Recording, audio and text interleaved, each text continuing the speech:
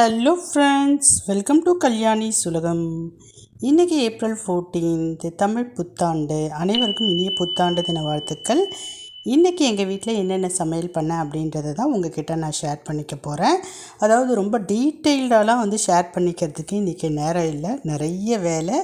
அதனால் ஜஸ்ட்டு நான் என்ன சமையல் பண்ணேன் அப்படின்றத கடகடன்னு பார்த்துடலாம். டீட்டெயில்டாக போடணுன்னா நான் ஒரு ரெசிப்பியாக தனியாக இனி வரக்கூடிய நாட்களில் போடுறேன். ஃபஸ்ட்டு பார்த்திங்கன்னா இட்லி ஊற்றி வச்சுட்டேங்க. காலையில் டிஃபன் செஞ்சு தான் சாமி கும்பிட்டோம்.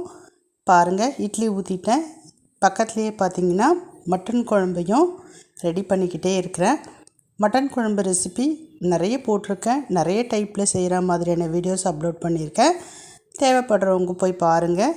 ரொம்ப சிம்பிளாக இப்போ நான் எக்ஸ்பிளைன் பண்ணிடுறேன். வெங்காயம், தக்காளி, இஞ்சி பூண்டு பேஸ்ட்டு, வாசனை பொருட்கள் எல்லாம் போட்டு வதக்கிட்டு குக்கரில் ஒரு 4 விசில் விட்டு மட்டனை வேக வச்சு எடுத்துகிட்டு தண்ணியோடு சேர்த்து ஊற்றிக்கிட்டேன்.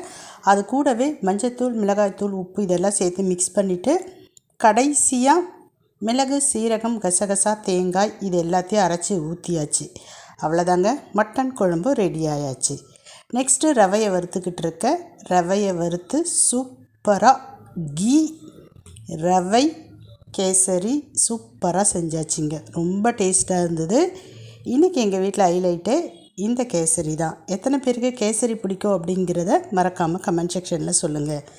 இப்போ 3 ஐட்டம் நான் செஞ்சுட்டேன். அடுத்ததான் என்ன செய்ய போகிறேன் அப்படின்றத பொறுத்திருந்து பாருங்கள்.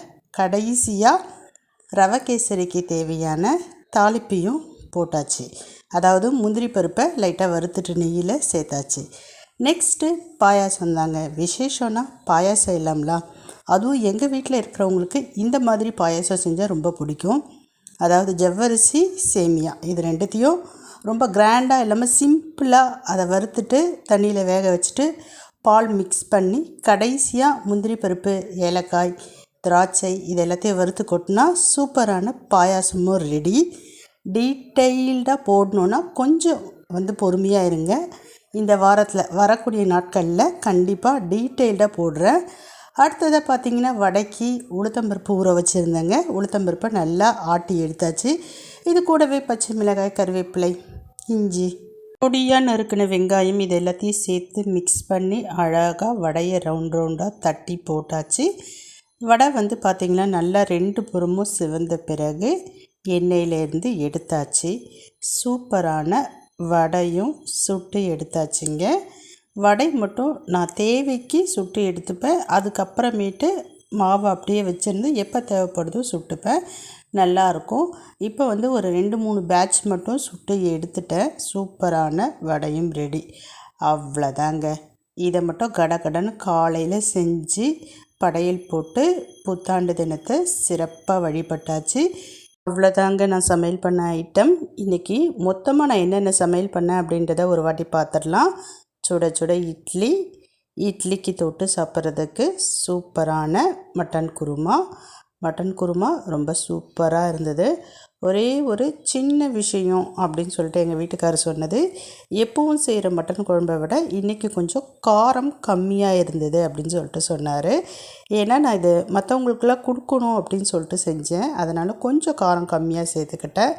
இப்போ அடுத்ததாக சூப்பரான கேசரி தாங்க.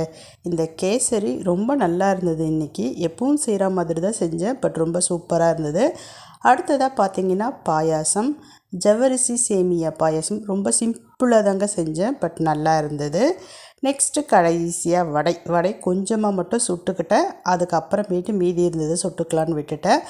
அவ்வளோதான். இன்றைக்கி இவ்வளோத்தையும் செஞ்சு சாமி கும்பிட்டாச்சு. நீங்கள் சாமி கும்பிட்டீங்களா? பாய்.